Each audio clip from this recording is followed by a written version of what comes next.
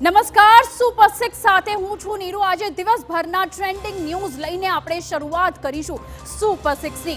Super 6માં વાત કરીશું તમારા બાળકોની સલામતીથી લઈને જનતાના રૂપિયાના વેડફાટની। વાત કરીશું 21 દિવસમાં ઉકેલવામાં આવેલા રૂપિયા 21 લાખની લૂંટના ભેદની। તો લખનૌમાં જમીન વિવાદમાં એક બે નહીં પરંતુ ત્રણ લોકોની થઈ છે હત્યા।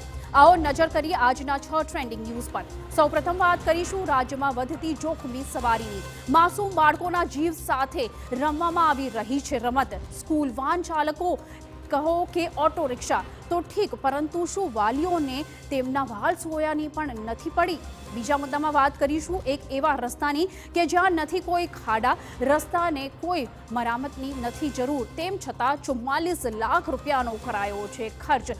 મેયરને ધ્યાનમાં આવ્યું તો એવો ખુલાસો થયો કે સાંભળીને તમને પણ થશે આશ્ચર્ય। ત્રીજા મુદ્દામાં વાત કરીશું પાલનપુર અમદાવાદ હાઈવે પર આંગણિયાના કર્મચારીની 21 લાખની લૂંટના કેસમાં પોલીસને મળેલી મોટી સફળતાની। પોલીસે કુલ 500થી વધુ સીસીટીવી ફૂટેજ ચકાસ્યા અને આરોપીને દબોચી લીધા છે। ચોથા મુદ્દામાં વાત કરીશું એક તો કહેવત છે કે જર જમીન અને જોરું કજિયાના છોરું। જમીન વિવાદમાં એક બે નહીં ત્રણ હત્યાની ઘટના બની છે ઉત્તર પ્રદેશના લખનૌમાં। ઘરમાં ઘૂસીને અંધાધૂંધ ફાયરિંગ કરી 3 લોકોને મોતને ઘાટ ઉતારી દીધા તો અન્ય 2ની ચાલી રહી છે સારવાર। પાંચમા મુદ્દામાં વાત કરીશું મહારાષ્ટ્રમાં એકનાથ શિંદેની શિવસેનાના નેતા પર ભાજપના જ નેતા પર પોલીસ સ્ટેશનમાં કરી છે ફાયરિંગ। જી હા, નેતાઓ પોલીસ સ્ટેશનમાં જ કાયદો હાથમાં તેઓ લીધો છે અને શરૂ કરી દીધી ગોળીબારી।